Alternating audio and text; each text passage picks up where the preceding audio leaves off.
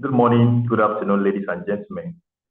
You are welcome to the YouTube channel of IITM, Integrated Institute of Professional Management, home of professionals, where we build, integrate, and reposition human capacities for sustainable growth and development. All right, today's masterclass is on professional proposal development. And we strongly believe that you are here to learn practical knowledge that will help us to move forward as a professional. All right, be rest assured that you will learn a lot today. And I will be the anchor for this training. And my name is Damilola Olaniyi. And our trainer remains the same, Dr. Ebruche Banito, the Executive Director of IITN. All right, please, as we proceed, try as much as possible to reach out to friends, families, and colleagues that you think they will also need this training. It is very important we extend this gift to others as well. So share the link and let others find their way here as well. We've done different trainings for the past 1 week. As time goes on, we say more and we let us know more details about. We can go back to our YouTube channel and watch some of those videos. Thank you, and you are welcome once again. So the floor is yours, Dr. Banito. All right, thank you so much, Dami, for having me around, and thanks to everyone for joining us in this another wonderful section today. This section on proposal development, and I understand that for us in business, for us in the consulting world, the quality of proposals we develop determine the quality of work we get at the end of the day. So better proposals means that we have better chances of getting jobs. Okay, so in case you've written proposals before and you did not get a way forward, or you've been writing and writing and writing, and then you've not been able to get a way forward, our assignment here this morning is to review what the whole proposal development process is all about, and then we'll share thoughts together, right? So we are not saying that this is the most standard way of doing it, or that is not the most standard way of doing it, but just for us to share thoughts and share ideas on proposal development. So our anchor here will be mostly on contracts. Okay, the primary purpose of proposals is to initiate contracts. So it's either you have requests for proposals to initiate contracts, or you have proposals given to consolidate on initially discussed contracts. So our assignment here is to review the whole key elements of the contract, the steps involved in going through your contract development process, or perhaps the proposal development process for your contract, and then look at the do's and don'ts, and then look at hard facts about proposal development today. And I trust it will be of immense help to you in your career, and also if you're a consultant, it will be of immense help to you. All right. So my name is Ebruche Banito. I am the Executive Director at the Integrated Institute of Professional Management. So if this is your first time of joining us, you're welcome. Kindly use the chat room and type your name and where you're joining us from. And in case you've not subscribed to this channel, please, you're welcome to subscribe to this channel, as we'll provide value-added learning that will help you continually advance in your career and in your business. We'll also provide opportunities for certifications in top-notch certification areas that will advance your career and advance your business. So one more time, you're welcome. And I will also want to implore you to share this link with everyone around you right now, so that they can also join us, learn on the go as we discuss proposal development in his professional view. All right. Okay. So one more time, thank you. As we proceed in this course, I would like you to share your thoughts. What do you think proposal is all about? So use the chat room in the comment section of this YouTube, and tell us what you think a proposal is. Okay, so we'd like to hear your view about what proposal is and what contract is. So tell us your view of what a proposal is. However, I'm not here to discuss what a proposal is or what a proposal is not. So mine is to focus on the foundation of the fact that we believe that you have knowledge about what proposals are meant to be. So we're just going to be focusing on the practical realities of what proposals should look like, and then how to get the best of proposal development in times as this. All right. Okay, so let me begin by sharing some of my thoughts from some things I've already highlighted here in the screen. I trust you can hear me loud and clear, because this is a live stream, so sometimes we'll have technical glitches. So if you are hearing me very loud and clear, please feel free to type 1 in the chat room. If you can hear me loud and clear, please feel free to type 1 in the chat room. But if you have any form of technical glitch, you're not hearing me, I believe we'll deal with that with time. All right, okay. All right, so developing contract proposals, and we are doing a professional review of what proposals are meant to be. So like I said, if you're a career person working in the procurement department, working in the supply chain department, working in, maybe you're working in a real estate, you'll find out that there's a whole lot of contracts or a whole lot of proposals coming up every now and then. Even if you work in the HR department, in fact, every aspect of the organization, you hear about proposals, you hear about contracts and things like that. Okay, maybe yours is still a startup organization, so you might not have heard of contracts and contracts and proposals that much. With time, you get to hear of them. And then maybe with time also in your organization, you get to have a procurement department, maybe supply chain logistics department. Some call it store. Okay, so you might have a store where there is constant procurement, and then you have to make requests for contractors to supply you the things you need in order to deliver to the objective of the organization. So in this course, what we just want to do is review all of these whole things, right? So wherever you find yourself, whether you are a startup in this area or you are already a master in this area, let's review this together. All right, okay, so let's proceed. According to Martin Luther King, he said the illiterate of the 21st century will not be those who cannot read and write, but those who cannot unlearn the lies they have been taught to believe. Okay, so there are quite a number of things we've been taught, and we need to learn, unlearn, and relearn. Of course, we understand the dynamics of the current day business environment, how the knowledge of yesterday could become obsolete today, okay? And the quality of our knowledge determines the quality of our strategies. The quality of our knowledge determines the quality of our strategy. So we need to constantly learn, unlearn, and relearn in order for us to make sure that our strategies are of quality to deliver the values that we expect, both internally and externally. Now, moving forward, Lillian Gish also made a statement here. She said, a happy life is one spent in learning, earning, and learning. What does this mean? For us consultants, for us business people who are always dealing with proposals, we need to constantly learn more about contemporary realities as relates to the subject matter that we're dealing with. And of course, these are the things that make us money. So we must pay attention to learning about them so that we can also increase our earnings from the things we do, okay? And that leads to us yearning more for better knowledge, yearning for more practical knowledge, and more real knowledge that will help us deliver more results, right? Okay, so that is from Lillian Kish, and I will want us to have these two quotes at our fingertips as we go through this section today.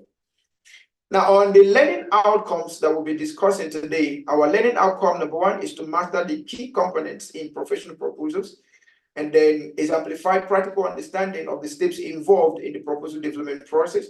And then we'll also highlight the do's and don'ts in proposal development, and then embrace the hard truths about proposals today, and then look if there are easy ways to win contracts today. So these are the things we're going to be discussing, and I would like you to stay put. Don't please log out. Let's learn all of this together. All right. And as we're learning, please feel free to share your thoughts, because we too we will be learning from your own thoughts about proposals, maybe your experiences so far. So let's share.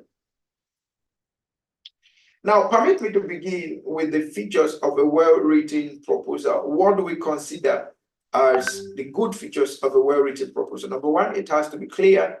and concise. It has to have clear and concise language. Your language, your format of writing has to be clear and concise. Okay. About last week we dealt with result-driven planning and smart goal setting, and I would recommend that you watch that video where we talked about the setting smart goals. All right, setting smart goals. It will be of immense importance to you because when you are developing proposals, your foundation to developing a good proposal lies on how clear your objectives and how clear you understand the problems associated with that proposal that you want to write. Okay, so that is very, very important. That is very, very important. So your language has to be clear and concise. Then secondly, it has to be focused and with relevant information. Through market research, you need to make sure that whatever thing you're putting in your proposal is focused and it can deliver on the results you are looking out for. Okay, so it has to be focused and it has to be relevant. Okay, it has to be focused and it has to be relevant. If you give proposals to people and the proposal does not meet their needs, they will most possibly not pay attention to what you want to say. Okay, they will most possibly not pay attention to what that proposal has to say. So before we start writing proposals, it is good we pay attention to making sure that those proposals get to meet the needs of those people for which we are preparing the proposals for. This is very, very important. Okay, this is very, very, very, very important. Okay. And another thing that we also need to pay attention to is the logical structure. There is a sequence that you must follow in writing proposal for it to motivate the person reading it to actually go through. So there is a flow, a logical flow for writing proposals, and we're going to look at that logical flow when we look at the key elements. So that key elements, those key elements help us to create a logical flow for which proposals can be drafted, all right? So that it will become much more captivating, much more motivating, and brings more understanding to the person reading it, all right? Then we'll also look at persuasive argument. All of what we want to use proposals to do is to communicate value, all right? We use proposals to communicate value. We use proposals to communicate value. So whatsoever we want to put in our proposal must be persuasive enough. It must be compelling enough for any company to pay attention to what you have to say. Okay, it has to be compelling enough. It has to be compelling enough.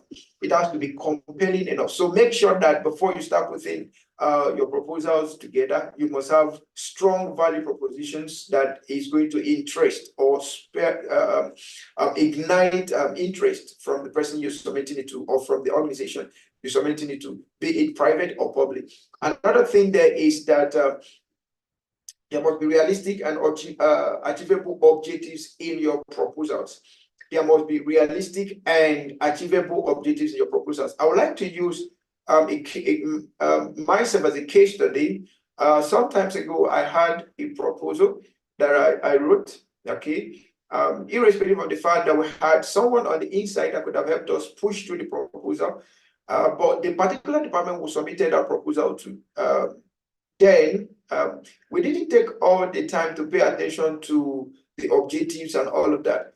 Okay, and then immediately we submitted that, the organization picked that, and then we couldn't retrieve the first one we submitted. Now, when we had the first meeting with them on how the project is to go, and began to ask questions on some of the objectives and some of the methodologies and some of the approaches to written down, it was so obvious that, okay, yes, these approaches, you could have been able to know about them, but in this reality and in this environment we find ourselves, you might not be able to use them. All right. So find out objectives that are realistic and achievable. And what I will tell you now, and I need you to pay attention to it. In fact, I will need you to write it down. Please take enough time that will help you prepare the best proposal. Okay, don't always rush your proposals. Take the best time, because one of the things I remember that happened then was that the person that called us to submit that proposal said, "Can you submit this tomorrow?" Okay, and this was late in the night. He called, "Can you submit this before 12 noon tomorrow?" If you have an already existing proposal, there is still time, or there is still need to take your time to review that proposal to avoid not having clear objectives, not being focused, not having relevant information, and not meeting the needs of that particular stakeholder. There is what we call tailoring in proposal development. There's what we call tailoring. Every proposal needs to be tailored to meet the needs of the particular stakeholder or the particular client you're writing that for. So irrespective of the fact whether you have already existing proposal, generic proposal developed, always take the time to review and make sure that those proposals you're going to be sending out, they are tailored to meet the needs of those particular stakeholders currently in view. All right. They will have specific and detailed plan. There must be a specific and detailed plan on how you're going to achieve the objectives that have been stated out in the proposal. Okay, it's the achievement of the objectives that will give us outcomes, that will give us the deliverables expected from the proposal, right? So you must have a rock solid plan on how to deliver to the objectives of this proposal, and even much more, do better. Then your proposal also need to have a cost-effective budget. A good proposal need to have a cost-effective budget. A good proposal needs to have a cost-effective budget. You must pay attention to making sure that your budget is cost-effective. It is good to take our time to research on what other competitors are doing around that kind of project you want to enter into part-time. So your research will help you review quite a number of things. Among the things that your research will help you review is the issue of cost. Okay, the issue of what? Of cost. So you must make sure that your cost is effective. Okay, your budget is cost effective. It is not overblown and it's not underblown. It is just on point. All right. Then you also have attention to formatting. This is very, very important. Okay, you might have the best skills, the best technical skills. You might have the best people in your team, but little technical grammatical errors could turn off the person reading, okay, from receiving your proposal into your best interest. Okay, so we must pay attention to details. Okay, we must pay attention to details. This is very, very important. Pay attention to detail in terms of what the market is saying. Pay attention to detail in terms of the grammatical issues. Pay attention to details in terms of your budget. Pay attention to details in terms of the capacities of the people you're going to be using in doing your work. And every other aspect, make sure there is attention to detail on every aspect. So I've looking at clear and using clear and concise language. Your proposal needs to have a clear and concise language. Please don't be ambiguous. Okay, don't be ambiguous. Don't put up a proposal that people will need to use a dictionary or need a dictionary to explain the things you are saying. Make sure that you have you understand the technical language, and it is a technical language, or the language is something that is understandable by the people you're writing to. Okay, don't give them more work by trying to Google and find out the meaning of what you're trying to say. All right. Then secondly, we say make sure that your proposal is focused and contains relevant information. Make sure there is a logical structure to it.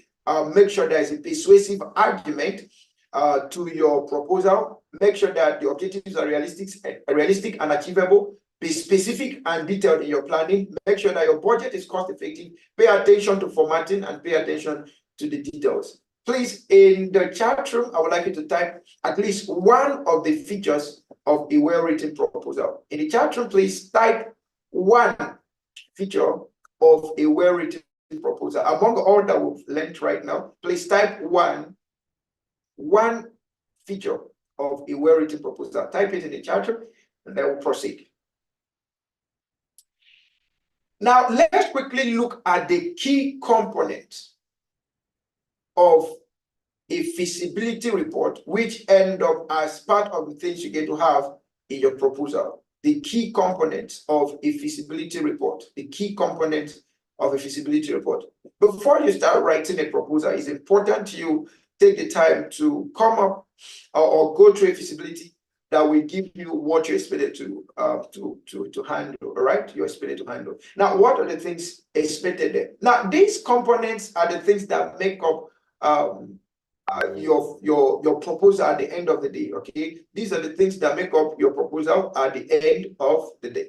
Now, number one is that you have an executive summary. Okay, you have an executive summary that gives an overview of what your proposal is all about. Okay, so we always advise that your executive summary shouldn't be more than a page. Okay, your executive summary shouldn't be more than a page. So your executive summary should summarize your proposal in just a page. Then the second one is the introduction. The introduction of the topic, the introduction of the problem that you want to deal with in the proposal.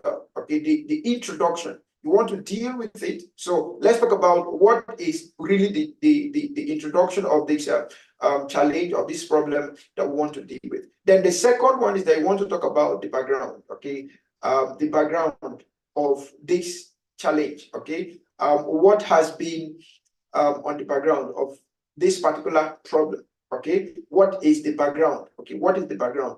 So you want to give a background possibly of what is happening around the economy. You want to give a background of how this could be of immense importance to the organization. So the background could actually provide us with the rationale for which this proposal must sell, for which you must consent. The person you're writing to, the background is to help him justify that this proposal or this identified problem that you stated in the introduction is needed or is important to be solved in his organization. All right, so this is very, very important. Then the next one you want to talk about there is the market analysis. Okay, so part of what you do in your feasibility is to run a market analysis. So your market analysis, when it comes to feasibility, we have to deal with issues around what the market is saying, your customers, the economic trends in the market, and all of those things. Okay, your customer behavior, how customer behavior is changing. All right. Now, these things too will help you in presenting a better proposal to your client. When your client knows that you have good understanding of his client, of who he's serving, okay, better understanding of customer preferences, okay, that particular proposal is going to be dealing with, he has this propensity to pay attention to what you have to say. People want to increase profit. People want to maximize opportunities. So when you give them information that presents you to have a better knowledge of the problem at hand, having good understanding of their market, of their customers, and what have you, they're also going to pay more attention to you.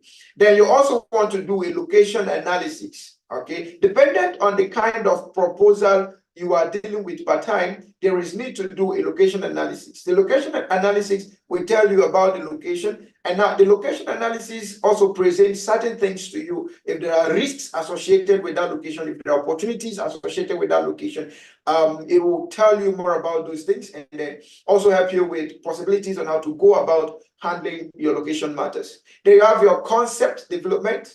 Then your concept development or your technical analysis here will give a background of what the scope of work that need to be done is. So what is it that need to be done for us to achieve the objectives that have been stated in the introduction? Okay, what the introduction covered the objective of what we're going to be presenting in our proposal. However, in the concept development, what we now want to do is to develop the scope of work or give the technical breakdown of what must be done, okay, for us to be able to achieve the objective stated in the introduction, right? This is very, very important. This is very, very important. Now, from the technical analysis or the concept development, you should be able to tell us the phases involved in the project that you're going to be handling, that you're developing by that proposal. So you're going to tell us the phases in the project, and then you're going to give us the work breakdown structure, okay? And by the work breakdown structure, you're also going to assign the schedule and the resource requirements, okay? And that will take us to the operational requirement. Now, the operational requirement will have to tell us of the infrastructure needed in terms of resources, okay? So what resources are needed? You need to consider financial and non-financial resources, the timing, the schedule of the work you need to do. So you have to put all those things into perspective. Now, those things are going to form inputs to your budget. And that brings us to our financial analysis, or what you cannot consider as your budget, right? So from all of what you've done, from beginning of this proposal up to now, you should be able to come up with the financial breakdown of cost implications of what needs to be done, from the technical concept to the operational requirement. We need to put the budget together and be able to know what our financial requirement for the project will be. Remember this keyword, that your proposal should be value driven, not necessarily cost driven. Your proposal should be value driven, not cost driven. Your proposal should be value driven, not cost driven. Your proposal should be value driven, not cost driven. Your proposal should be value driven, not cost driven. This is very, very important. Now, from there, you move on to your risk analysis, or the risks and mitigations. Now, in your proposal development, there is room to make the stakeholder see what the risks will be, and also convince them that you have the capacity to manage the risk. That yes, irrespective of the fact that the risks are there, you also have the capacity to manage those risks. Okay, you want to prove to them that you have the capacity to manage those risks. This is very, very important. All right, irrespective of what is happening, yes, I have the capacity to manage these risks. So what are the risks, and what are the intended ways to handle these risks? Then you have your legal and regulatory requirement. This is very, very important. Private sector, public sector. So let me talk about the private sector. In the private sector, there are statutory requirements, legal requirement that you need to be able to carry out a contract. Okay, so when you are drafting your proposal, you also need to put those things as part of your appendix, right? So you talk about your legal registrations. In Nigeria, we have what we call the Corporate Affairs Commission. So you must have a legal identity. Your company must have a legal identity, right? Then number two, remember that the premise for which we are looking at this proposal is on the fact that you are either prospecting to enter into the contract industry, or you already exist in there. So we are reviewing all of it. So if you're prospecting to enter, these are the things you require in the legal and compliance dimension. And then if you're already there and you don't know about them, these are the things you need. So you need your legal identity. In Nigeria, we have the Corporate Affairs Commission. So you register and have your certificate of incorporation, your business name, and what the case may be as regards to the kind of business you want to register. Then number two, you look at your tax clearance. Okay. Number three, you look at your industrial training fund clearance. You look at your pension commission clearance. Then you look at your Nigeria Social Insurance Trust Fund clearance. Then you have the Bureau of Public Procurement Insurance. So these are the major ones you need. Okay, these are the major ones you need. Now, if there is any other one that you might be needing, these are like the general ones. Now, if you are into civil engineering, okay, you're into construction or you're into engineering generally, they might require you to go get CORE. If you're into building, they might require you to get that of the Nigerian Institute of Building, all right, the NIO. Okay, then if you're dependent on the area you specialize now, you may have to get additional accreditations. For instance, if you're in the management development industry, the training and certification industry, like we, Nigeria, you need to get accredited by the Nigerian Council for Management Development for you to be able to do anything that is considered recognized in Nigeria. You have to in the management development industry, you have to get that of Nigerian Council for Management Development. So you find the legal and regulatory requirements as regards to your own domain of consulting, and make sure you have all of them. All right. Then you have the management and personnel. You must exemplify that you have the right capacity of people. You have the right people to be able to deliver. Okay, you have the right people to deliver to what you are offering. Okay, you have the right people to deliver to what you are offering. Okay, you have the right people to deliver to what you are offering. All right. So their competencies, their skills, their experiences, in fact, their CVs. Okay, in a proposal writing, it's important to get the CVs of those that they are going to be performing your work and attach them as appendices. Meanwhile, in the proposal itself, you're going to give a snapshot of who these people are and what they will be doing. Okay, their roles in the project for which you are proposing. Right? Okay, then you have your conclusion and your appendices. In your conclusion, we'll talk about a capability statement. Your conclusion should contain capability statement in terms of testimonials of previous work done. So you want to talk about your past experiences, okay, relevant past experiences. You want to talk about testimonials, if there are testimonials that people have given, certificates of testimonials, certificates of work done, contract work done, or whatever, you can attach those ones, okay, as part of your capability statement.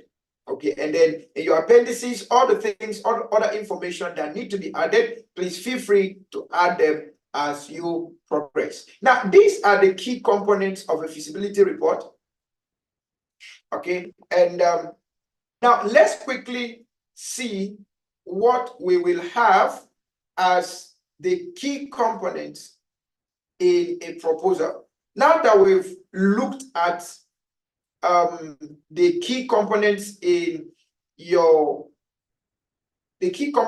proposal, let's now look at what can we say will be the summary of your proposal. This is very, very important. So let's quickly look at it.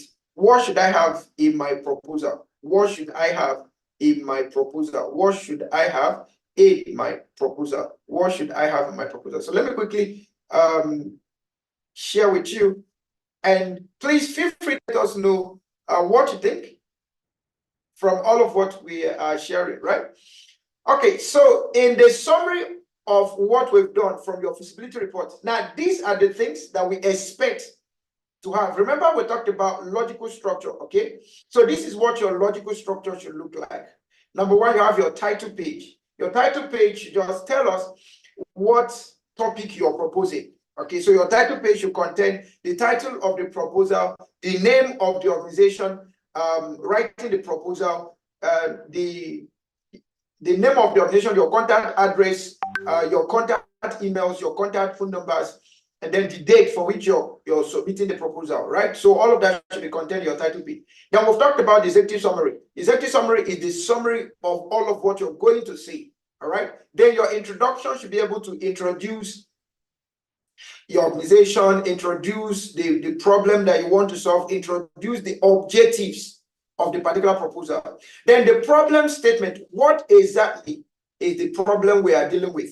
What exactly is the problem we are dealing with? So you're writing a proposal on maybe a proposal on, let's take training and development for a case. So proposal on mastering professional proposal development. Let's take that. You're writing a contract to an organization to train the staff on mastering the art of proposal development, right? Okay, so in the problem statement, you need to be able to justify, identify all the problems associated with that concept. So why must they come to learn about this? What are the problems you've identified? Remember that this has to do with the values you're going to be presenting right now. So you identify the problem, and that problem should be strong enough for them to say, yes, we think we need this training. This is very, very important. Now you now go to the goals and objectives. The goals and objectives clearly identifies the outcomes we want to see by indulging this proposal. If we're able to say, okay, yes, we adopt this proposal, what are the expected outcomes? Of course, the expected outcomes should be there to solve identified problems. Remember, we talked about tailoring your proposal. So those identified problems, those identified outcomes, you want them to have by the end of the project. Okay, you have to be able to put them down as goals and objectives. Then you have presentation of solution. Now, the presentation of the solution here is where your technical abilities now comes to play. So your technical concepts, okay, the scope of work that need to be done to solve the problem that you've identified, you have to put them here. All right. Then you have your target audience. Who is this project meant for? Who is this project meant for? Who is this project meant for? So you have to tell us who the project is meant for. Okay. And then you talk about the location, you talk about the methodology, okay, you're going to be using in dealing with the project. Okay, you talk about the timetable, okay, your schedule, what needs to be done, the budget, how the project will be evaluated, proof of capability. I've talked so much about the proof of capability, your testimonials, previous work experiences, and all of that. Okay, then you have your conclusion on the project. Your conclusion in this case now has to be convincing enough. Okay, through having read through the proof of capabilities, your testimonials, what you've done in time past, what people are saying about you, and all of that, it is important that you conclude with statements that will always keep the people wanting to come back to you. Okay, they want to hear more of what you want to say. All right. Then you have appendices. Okay, appendices. Your appendices attach all of the things you need to attach. Your legal requirements, your statutory requirements, please attach all of them and be sure that you have them put in there. Now, these are the things we consider that you should put in your proposal. Okay, now we're not saying that this is the standard format, but this is a logical way for which you could go through them. Now, I'm seeing that we have 1, 2, 3, 4, 5, 6, 7, 1, 2, 3, 4, 5 to 8. Okay, so it's a continuum from 1 to 7, then you can continue 8 down to the last one there. All right, now I want you to put in the chat room, which one do you think, which of these components do you think is the one that is the most important? Which one do you think is the most important?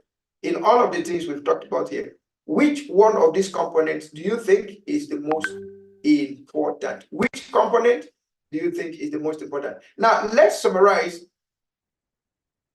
by looking at, okay. Let's quickly summarize our discussion right now by looking at the steps in proposal development process. Let's quickly look at the steps in proposal development process. Number 1, identify the problem or the need. This is very, very important. If the need is not a problem enough, if the topic you want to deal with is not a problem enough, there is a possibility that the people you're writing to might not pay attention to it. So identify the need, and it is only those customers, those clients that you're writing to that will possibly tell you the need. So it's important that you engage in a one-on-one meeting, if possible, to be able to identify their need before you start writing proposals. Number 2, define the problem or opportunity. Having identified the problem or the need, define it. What is the statement of this problem so that it will be clear, unambiguous, and the client can agree that, yes, this is actually what we are going to be dealing with. Then establish your goals, establish the objectives, establish what you want to see as the outcomes. Agree with this client that, yes, this will be the most critical outcomes for us to engage in this proposal or engage in this project. The next one is determine the scope and the deliverables. Okay, what will be the length and breadth of this particular project? The essence of proposal is to engage in a project, right? We use proposals to engage in projects or contracts. So we need to determine the scope of the project, the length and breadth, okay? For instance, the scope could contain how many days or how many hours or how many months will this project go? How much will this go? What are the expected deliverables by the end of this program? What methodology are we using? This could be confined in the scope. That means we are not expected to go beyond the boundaries we've established. So scope establishes the boundaries, all right? Now, create a project timeline. The project timeline here talk about the schedule, all right? Your schedule. When are you starting? When are you finishing? Between when you're starting and when you're finishing, in the scope of work, in the activities of work that need to be done, what do we need to do per time? This is very, very important. What do we need to do per time? This is very, very important. Then research and gather more information and be able to deliver. All right, gather more information, update your skills, update your capacity to be able to deliver. Then develop a plan. Compress all of the things you put together into a plan. Okay, compress them into a plan. Because your plan will then accommodate quite a number of other things. Okay, your plan will accommodate the solution that you want to deliver. Your plan will accommodate the potential challenges and solutions to deal with those challenges. Your plan will accommodate your persuasive case. Okay, your persuasive case in this view will be on the capabilities you have to deliver, the problem being identified, how important it is for the organization to deal with it, and you having the capability to deal with it. If it's possible to present testimonials of others that you've done it before, and how it has changed their businesses, change their careers, change their life, it is important to also present such. Okay, then you have now put all of these things into a proposal, review your proposal and submit your proposal, then follow up on your proposal. Now, when you review your proposals, go back to the features of proposal. Make sure that it follows, your proposal follows the features of a well-written proposal. And then when you submit your proposal, don't just stop at submitting, follow up. Make sure you have a contact that will follow up with. Of course, we've said that in contemporary time, before writing a proposal, it is important that you do what? It's important that you have communication established with the organization before you venture into writing proposals, so that you don't write proposals that end nowhere. Now, what are the do's of contract proposal development today? What are the do's? When you're developing a contract proposal today, what are the things you need to do? Number one, understand the requirements. Every proposal has a requirement. Every request for proposal, every advert calling for proposal, it has a requirement. So find out what the requirements are. Okay, in Nigeria, we have the tender journal. For every contract you see advertised, there are terms and conditions written there. So make sure you understand them and you have the capacity to meet those requirements before you start writing your proposal. Then number two, follow the guidelines. Follow the guidelines established. In the advertorials too, you see the guidelines. Okay, if you have a client that does not have a well-defined guideline, you can ask him, or a client that you don't know what their guideline is all about, ask them, do they have a guideline? Can you get their guideline for submitting your proposal? Then number three, have a clear and concise language. We've talked about that before. Then make sure you have a professional formatting. Okay, there is nothing wrong in getting a consultant to help you format or even develop your proposal. Okay, so make sure that you have expert judgment, expert reviews to your contract proposal before you go on submitting. Then address client's concern. Make sure that your contract proposal is addressing the need of that client. This is very, very important. This is very, very important. Showcase relevant experiences. Be transparent in your pricing. Establish your timelines and milestones. Make sure you understand the risk and put mitigations. Proofread your work over and over again before you submit. Now, what are the don'ts of contract proposals today? Number one, don't overpromise. Don't overpromise. Don't say what you cannot do, because that could bring a problem in case of integrity. Okay, and when your reputation is affected, your future could be affected. So don't blackmail your future by giving a promise that you cannot deliver. So promise on what you can deliver. Number two, don't put up generic proposals. Like I said, make sure you engage with the client before writing them a proposal. It's better that you write a mail to a client seeking for you to submit a proposal and asking them which areas you should be submitting proposal after introducing your organization and what you do. It is better that way than just to write a proposal, type it, spend a whole lot of money, and then you go distributing them. At the end of the day, you don't have feedback on them, right? Okay. Then number three is, do not neglect the legal compliance. Do not neglect the legal compliance. Okay. Let me quickly say a little about generic proposals again. Something came to my mind, and I would like to talk about it. Before you start writing proposals, you can engage in courtesy visits. Okay, so instead of writing a proposal, initiate a relationship first. Okay, so write for courtesy visit those organizations. Then you can then find out who is doing what and what is doing what. Okay, then by the time you know who is doing what, it is now time for you to now go and meet those people specifically as, okay, I want to serve your organization. How can we serve? Based on what we do, how can we serve? What proposals can we submit? That would be a better guidance. Then number next is neglecting the legal compliance. Don't neglect the legal compliance. Don't neglect the legal and statutory. Know what the legal requirements are. Know what the statutory requirements are. Make sure you meet up with them. All right. Then use of ambiguous language. Don't use ambiguous language. Okay. Don't ignore competitors. Okay. Don't ignore competitors. The competition today is so high that if you choose to ignore your competition, you might be lost. We are not saying go and fight your competitors or go and compete with your competitors, but it's good you have an insight of what the competitors are doing and for you to know which best strategy we use, whether to collaborate with them, to innovate on what they're doing and the likes of them. Don't miss deadlines. You set the deadline, so don't miss deadlines. Okay, omitting terms and conditions don't omit terms and conditions, especially terms and conditions on delivery, terms and conditions on payment, terms and conditions on engagement. Please don't omit terms and conditions. Then lack of collaboration, don't omit collaboration. Prove to your clients that yes, you're not the only one doing this. You also have other professionals that do this with you, all right? If it's possible, include the professional organizations that your organization belongs to, okay? The professional organizations that your team members belong to, that also shows signs of collaboration, okay? If you have other experts that consult for you, that provide expert advice for you, include them in your proposal. Now, the hard truth about contract proposals. Understand today that the competition is fierce. The hard truth is that there is intense competition for contracts in almost every industry. The implication to stand out, your proposal must be exceptional, demonstrating unique value and a clear understanding of the client's needs.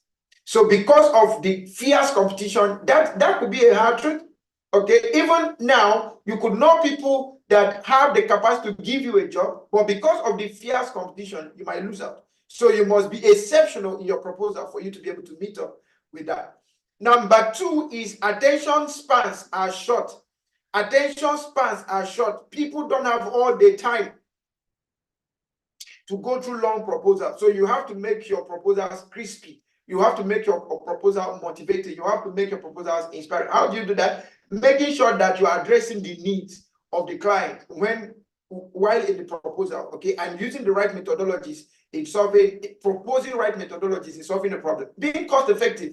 All of this could make your proposal crispy. All right. The hard truth here is that decision makers have limited time and attention to review proposals. Implication: keep your proposal concise, engaging, and easy to understand. Clearly communicate your value propositions early on. Still on the hard truth, focus on solutions, not features. Several people write proposals and the proposal is all about features, features, features, features. Focus on the solutions, not features. Focus on solving the problem. Focus on solving the problem, not featurizing your solutions, okay? Make sure that you have solutions. The relationship matters. Make sure you build relationship that will help you in winning your contracts, in winning your proposals, okay? Networking is important. Make sure you do that. It's important that before you engage any organization in proposal writing, try to establish some sort of relationship, okay? Through emails, courtesy visit, and what have you, all right? This is very, very important. Now, technology is essential. Many of us are still running away from technology, but technology is very, very essential. It plays a significant role in the proposal development process, from research to today. We'll talk about data analytics. So you could get a whole lot of data. You search the internet. There are a whole lot of online consultants that can feed you with statistics of what is happening about your industry, the statistics of your customer behaviors, your client behaviors, how the customers of your clients behave. This will help you in understanding how to adjust your proposal. And then in the whole process of development, delivery, and even presenting your proposal, technology is helping quite enough. So make sure that you are updating yourself in this regards also. Transparency is expected. Several people find the issue with transparency. If I tell my client this way, he will say it that way. No, be transparent enough. Okay, be transparent enough. Transparent in your pricing, transparent in your terms and conditions, and transparent in your processes. All right, this is very, very important. Now, also engage in continuous improvement. Engage in continuous improvement. Several contractors, several business owners get me overwhelmed. You will get to see a contractor, a business owner, that over 10 years, over 5 years, over 15 years, the person has never added any new knowledge to himself. We are in a dynamic world and new knowledge is coming up. So let's make sure that we are continuously learning. Okay, continuously learning. Focus on value, not price. Make sure you focus on value, the value of presented, not on the price. Brian Tracy said something. He said, if the value is well enough, price will become irrelevant. If you offer great values, customers will remove their attention from price. They will focus on the value. So focus on the value, not on the price, okay? Adaptability is crucial. Adaptability is crucial. This is very, very important. In the ever-evolving business world, you need to adapt Customer preferences continually changing, methodologies continually changing, processes continually changing. So make sure that you do what? You pay attention to adaptability. Be open to flexibility and to adapt. Rejections happen. It is also a hard truth. You could spend time, spend days, spend months writing proposals, and then at the end of the day, they are rejected. Okay. In fact, some come to the point that you've done all the roundtable discussions, you've signed all the things that need to be signed, and then they tell you we are calling off this contract. Okay, we are calling off this assignment. Okay, so rejections do happen. Okay, so learn to handle rejections, but much more important, focus more on writing proposals that will win, not the ones that will get rejected. But in any way, the hard truth is rejections do happen. All right, rejections do happen. Now, what are the cheap ways to win contracts today, whether in the public sector or in the private sector? Do a thorough market research. I'm just going to run through it. Do a thorough market research. Do a thorough market research. Focus on niche specialization. Don't just be everywhere. Focus on a niche. Okay, focus on a niche that delivers value, where you are always delivering your value. All right. Then another thing is for you to leverage your partnerships. Engage in meaningful partnerships that will help you do well. All right. Then emphasize value over price. I've talked about that before. Make sure that you have effective online presence. Make sure you have effective online presence. Work on your online branding. This is very, very important. Okay, I believe in one of our sessions these days, we'll talk about online branding and how you can make the most of it. All right. Then you have client testimonials and case studies. Use client testimonials, use clients' case studies. Okay, and when we look at online branding, we'll be looking at how to use your client testimonials and case studies in the online environment to push for winning. Okay, then make your proposal writing efficient.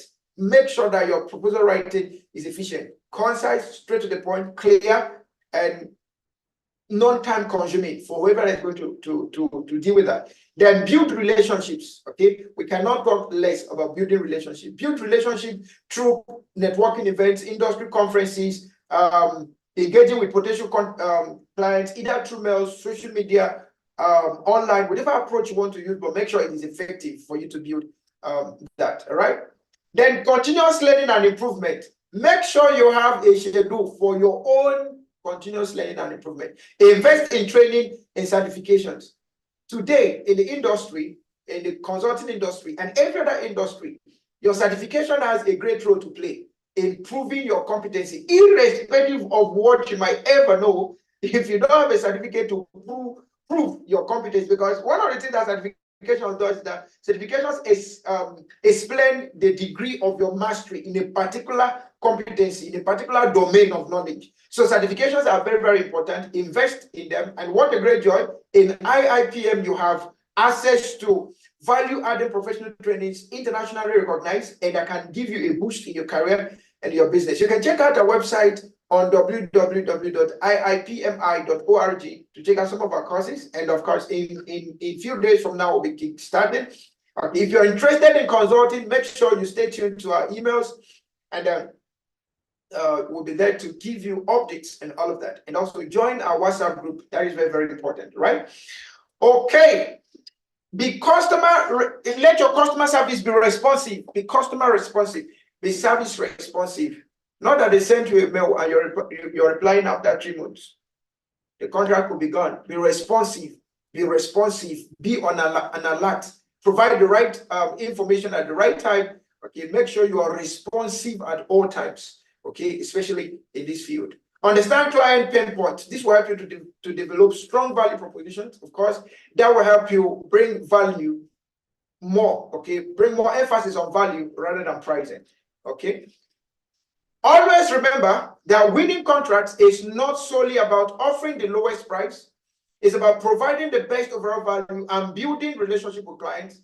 Tailor your approach based on the sector you are targeting and the unique requirements of each potential customers. Now, if you have a question in all of what we've been talking about since morning, please feel free to use the chat room and drop your questions, drop your comments, and then we'll be there to respond to you immediately. Now that the ball is in your court, Roblin said, Learning is a matter of gathering knowledge. Wisdom is applying that knowledge. Learning is a matter of gathering knowledge, and wisdom is applying that knowledge. I trust you've learned something in all of what we've dealt with today, and we look forward to you practicing all of this and then giving us your testimony of how this has changed your career and changed your business. Thank you so much for your time. Please also kindly subscribe to this channel if you've not done so. Make your comments so that we can also respond, and share this link, share the channel with other friends who are interested in continuous professional development. Share with them. Okay, if you have friends who are interested in continuously improving themselves professionally, then this channel is for them. All right, please share with them and let's all learn together. Thank you so much, and you have a wonderful career and time in this 2024. Thank you.